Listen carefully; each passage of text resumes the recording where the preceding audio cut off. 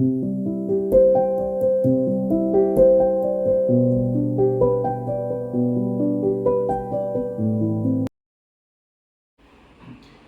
भाइयों, आज हम अपने सेंटर ऑफ एक्सलेंस बंजरिया बस्ती पे हैं और आज हमारी पूरी टीम है जो सेंटर ऑफ एक्सलेंस को संचालित करने के लिए काम करती है, जिनका परिचय हम करा दे रहे हैं, जो समय समय पे आपको गाइड करते रहेंगे और आप इनकी मदद लेते रहेंगे। तो सबसे पहले मैं अपना परिचय दे दूं। मैं अनीश कुमार श्रीवास्तव, प्रभारी अधिकारी आबलिक उप निदेशक उद्यान के पद पे हैं, जो यहाँ पे इस समय इस व्यवस्था सेंटर ऑफ एक्सलेंस को देख रहे हैं।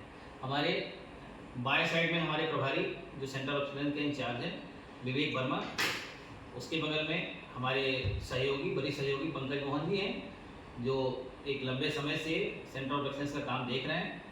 हमारे दाहिने साइड में शोभित दीक्षित, जो कीट विशेषज्ञ हैं, कीट क्या पादप विशेषज्ञ हैं, लोग बीमारी को देखते हैं। उसके बगल में धीरेन्द्र सिंह हैं, जो हॉर्टिकल्चरिस्ट हैं, जिन्हें उद्यानिकी विशेषज्ञ भी कहते हैं। ये हमारी टीम है। और एक रजनीश सिंह भी हैं, जो अभी आपको दिखाई देंगे, जो कीट विशेषज्ञ हैं।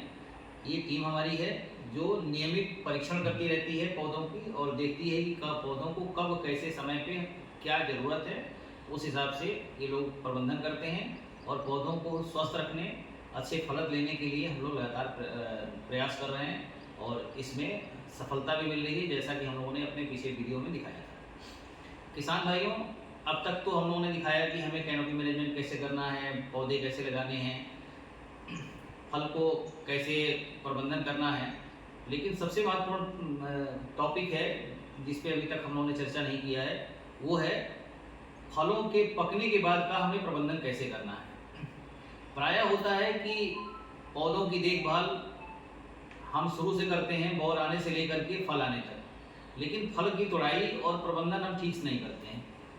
प्रायः देखा जा रहा है किसान भाइयों का व्यवहार जो होता है, फल आते आते पौधों से सौतेला हो जाता है, फलों से सौतेला हो जाता है, जो कि नहीं होना चाहिए।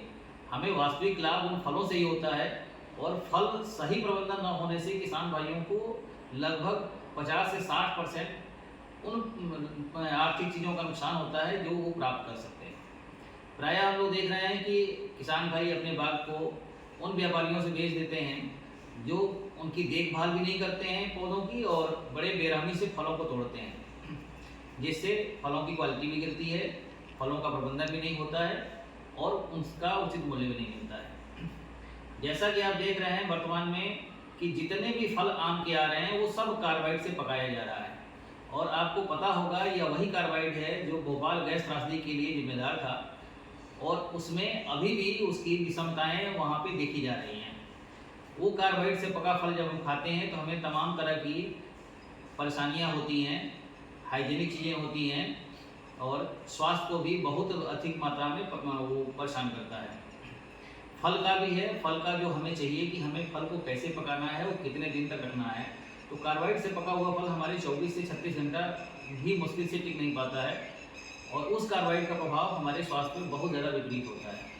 तो किसान भाइयों, जैसा कि आप देख रहे हैं कि केले की पहले कार्बाइड से पका करके मार्केट में मार्केटिंग होती थी, लेकिन धीरे धीरे अब उसका बदलाव हो गया है और एसी अक्सर होता है कि बताते हैं कि एसी का पका हुआ आम केला है, तो हमें एसी चैम्बर में आम को भी पकाना है ताकि उसकी गुणवत्ता बढ़े, उसका जो पोषक वैल्यू वो बढ़े और उसकी ज़्यादा दिन रखने की क्षमता भी बढ़े।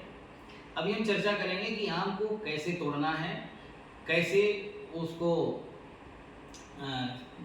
प्रबंधन करना है ताकि हमें फल अच्छा मिले और उसका मार्केट वैल्यू अच्छा हो। किसान भाइयों, आपके सामने ये आम का फल है जिसे हम दिखा रहे हैं कि ये डंठल सहित इसको तोड़ना है। जैसा आप देख रहे हैं, अक्सर होता है कि हम डंठल को यहाँ से तोड़ते हैं, जबकि आम को हमेशा डंठल के ऊपर से तोड़ना चाहिए। और डंठल से तोड़ने के बाद अभी आपको हम दिखा रहे हैं कि जब हम तोड़ते हैं तो इसमें लिसिसा पदार्थ होता है जिसे चोपी बोलते हैं देहाती भाषा में, और अभी इसको हम तोड़ते हैं तो आपको दिखाएंगे इसी चोपी का किस तरह से ये निकलता है और ये आम के जिस भी क्षेत्र को टच करेगा वहाँ पे ये दाग बनाता है और वहीं से आम खराब होना शुरू होता है। तो आपको सबसे पहले काम करना है कि आपको डंठल सहित फल को तोड़ना है। फल को तोड़ने के बाद आप देखिए इसमें चोपी निकल रही है और इसको 5 से 10 मिनट के लिए छोड़ देना है। आप देखिए ये दूध गिरा है इसका, और ये बहुत नुकसानदेह होता है। यदि सामान्य तौर से हमारे शरीर के किसी अंग को टच करता है तो इससे खुजली पैदा होती है और भी विसंगति आती है। और यही दूध जब इसके फल के ऊपर किसी स्किन पे लगता है तो वहाँ पे ये डैमेज करने लगता है। तो हमें ये सावधानी बरतनी है कि हमें डंठल सहित तोड़ करके और डंठल को अलग करना है। उसके बाद चोपी निकालने के बाद उलट के रख देना है, इसको उलट के रख देना है। इसके बाद इसकी धुलाई करनी है, और धुलाई के लिए इथरल आता है 750 ppm का, जो 750 ppm का है, जिसमें का घोल हम बनाते हैं और इसका कंसंट्रेशन जो रखते हैं 1.9 mm पर लीटर के हिसाब से होता है। 1.9 ml पर लीटर के हिसाब से इसका कंसंट्रेशन बनाते हैं, जिसमें 5 से 10 मिनट तक फलों को उसमें डुबो कर रख देते हैं। उसके बाद 10 मिनट बाद इसको बाहर निकालते हैं। बाहर निकालने के बाद मोटे जिसमें हवा वाली गद्देदार जगह हो, पॉलीथीन हो, उस पर इसको सुखाते हैं। सुखाने के बाद फिर से इसको कागज में लपेट करके पेटियों में, लकड़ी के पेटियों में नहीं, कागज की पेटियों में इसको पैक करके रख देते हैं गत्ते में। यदि इथरल नहीं मिलता है तो किसान भाइयों, आज की डेट में हमारे यहाँ मार्केट में इथिलीन है जो राइपेनल के रूप में काम कर रही है, जिसको हम आपको दिखा रहे हैं। ये मार्केट में उपलब्ध है और इसकी पुड़िया है ये। तो इस प्रक्रिया को पालन करते हुए, जैसा कि हमने बताया कि डंठल से सही तोड़ करके चोपी निकाल देते हैं। चोपी निकालने के बाद इसकी धुलाई करते हैं। धुलाई करने के बाद इसको छायादार जगह पे सुखा लेते हैं। सुखाने के बाद इसको कागज में लपेट करके, जैसा कि हम आपको दिखा रहे हैं, ये आपका जो पेपर है, इस पेपर में इसको इस तरह लपेट करके एक एक फल को, और इसको लकड़ी की दफ्ती में, लकड़ी के पैकेट में या दफ्ती वाला पैकेट जो आता है उसमें एक एक करके रखना है। और ये इथिलीन है जो आपको दिखाई दे रहा है, इसको 5 से 10 सेकंड पानी में भिगो करके गत्ते में इन फलों के बीच डाल देना है। इससे आपके फल का एक तो ऑर्गेनिक हो जाएगा, जैविक होगा, जिसमें किसी तरह का कोई केमिकल नहीं होगा। दूसरा, इन फलों का जो रंग होगा ओरिजिनल कलर आएगा, फल का जो मिठास है ओरिजिनल रहेगा और खाने में स्वादिष्ट भी रहेगा। तो ये सिंपल सी बात है कि ना तो हमें खिलाने वाले को किसी तरह की कोई परेशानी होगी, ना खाने वाले को किसी तरह से परेशानी होगी। स्वास्थ्य के लिए सारी चीज़ें हो रही हैं। किसान भाइयों, जब ये व्यवस्था से आप करेंगे और फल का जो नेचुरल कलर आएगा, नेचुरल मिठास आएगी, तो स्वाभाविक सी बात है कि बाजार में आपके फल का जो रखरखाव है वो सस्ता होगा, फल को रखने का टाइम ज़्यादा होगा। यदि 2 दिन 3 दिन नहीं बिकता है तब भी कोई समस्या नहीं होती है। और ये मार्केट में जो इसका मूल्य होगा वो सामान्य फलों से लगभग 3 गुना जरूर होगा। जैसा कि आप वर्तमान देख रहे हैं कि आज आम 25-30 रुपये 40 रुपये किलो है, तो ये वो आम है जो कार्बाइड से पकाए गए हैं।